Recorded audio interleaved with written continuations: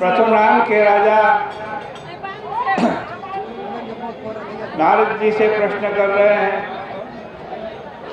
कि आराधयन्ति सर्वे विष्णुं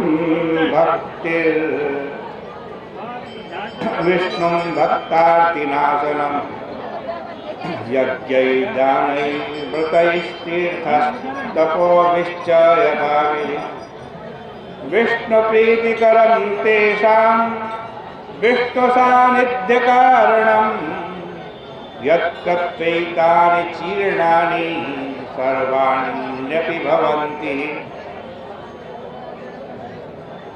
कह रहे हैं परशुराम के राजा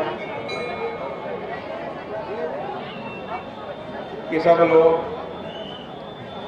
भक्तों की पीड़ा नाश करने वाले भगवान को यज्ञ दान व्रत तीर्थ आदि करके यथाविधि आराधना करते हैं। हे सोच जी, आप जानने वालों में श्रेष्ठ हो, सो में बतलाओ। नारद जी कहते हैं, हे तात, तुमने बड़ा अच्छा प्रश्न किया है, एकाग्र मन से सुनो। प्राचीन कथा सुनाते।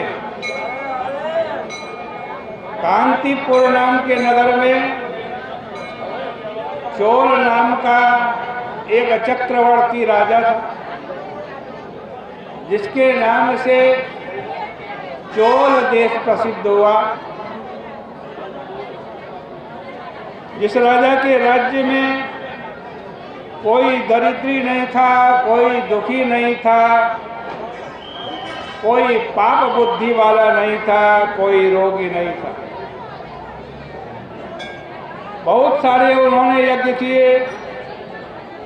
ताम्रपर्णी नाम की नदी के तट पर स्वर्ण के यज्ञ स्तंभ चक्र रथ के समान सुशोभित हुए।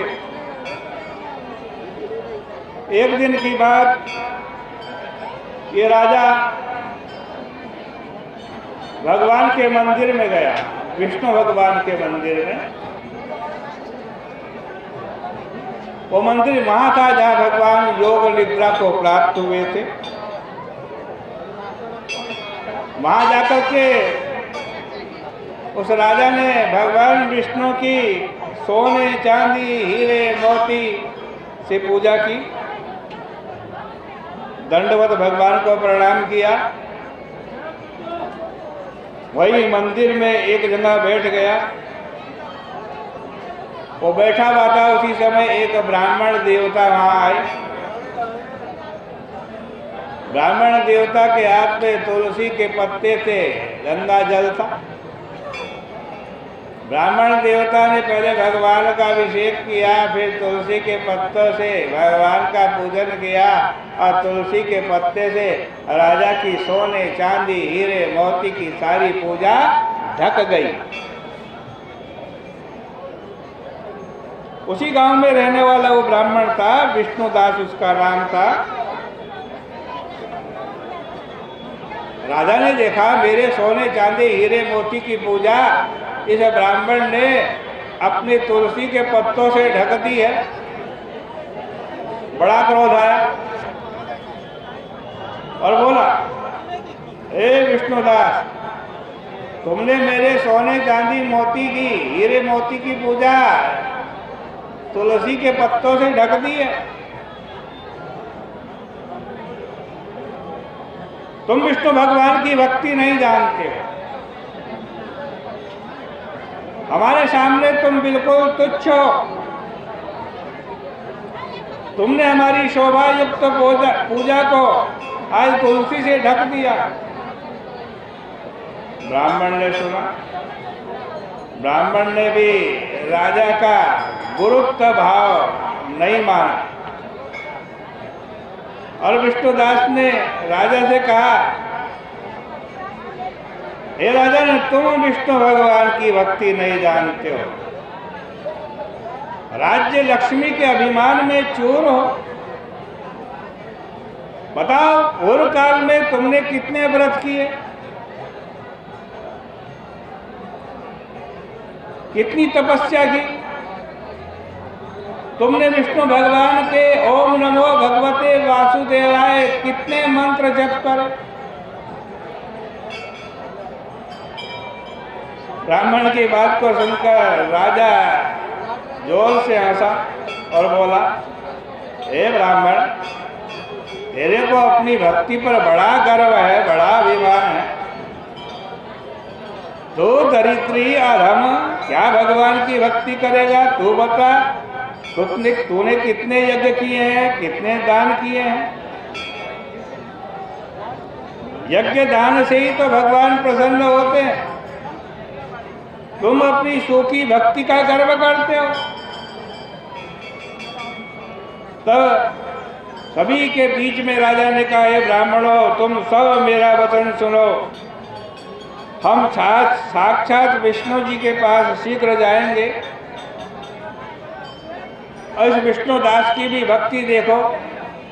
तुम देखना कि पहले विष्णु भगवान के लोक में कौन जाता है, ये विष्णु दास ब्राह्मण जाता है या मैं जाता हूं। ऐसा बोल करके राजा अपने राजमहल में चला गया। अपने गुरुजी को बुलाया, मुदगल नाम के ऋषि, उनके गुरुजी से उनसे कहा, यज्ञ प्रारंभ करो, ऐसा यज्ञ करो कि हम विष्णु दास से पहले भगवान के लोक में जाएं। बहुत से ऋषियों से बहुत अन्न युक्त, धन युक्त गया जी। आज में जाकर के उस राजा ने यज्ञ किया, यज्ञ करता रहा, बड़ा सोना चांदी हीरे मोती दान करता रहा। उधर विष्णु दास देवालय में रहने लगा, व्रत करने लगा। विष्णु भगवान को प्रसन्न करने के लिए उसने 5 नियम बनाए। 5 नियमों से मैं विष्णु भगवान को प्रसन्न करूंगा। एक तो माघ के महीने में, कार्तिक के महीने में व्रत करूंगा। दूसरा, तुलसी जी का वन लगाऊंगा। तीसरा, एकादशी का व्रत करूंगा। चौथा, ओम नमो भगवते वासुदेवाय, इस मंत्र का जप करता रहूंगा। और 5वां, गीत वाद्यादि भगवान के मंदिर में बजाऊंगा। ये 5 व्रत विष्णुदास ने संकल्प करके ले लिए।